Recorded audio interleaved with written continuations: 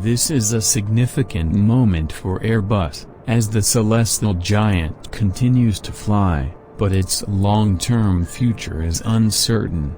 The last manufactured plane of the Airbus A380, Superjumbo aircraft will be delivered today to Emirates from Dubai.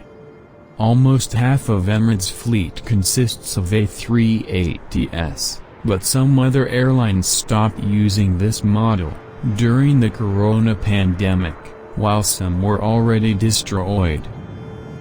The A380 is the largest passenger aircraft in the world. In the standard configuration it can accommodate 545 passengers, but in theory the maximum number is 853 passengers.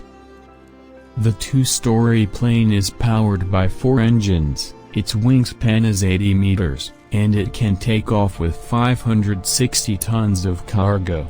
It is a very complex aircraft, and the length of the wires used is as much as 530 kilometers. Despite that, the pilots claim that it is easy to drive this plane. The project was started in the early 1990s. The A380 became a symbol of European industrial power, a flagship model that was to surpass the Boeing 747. It made its first commercial flight in 2007.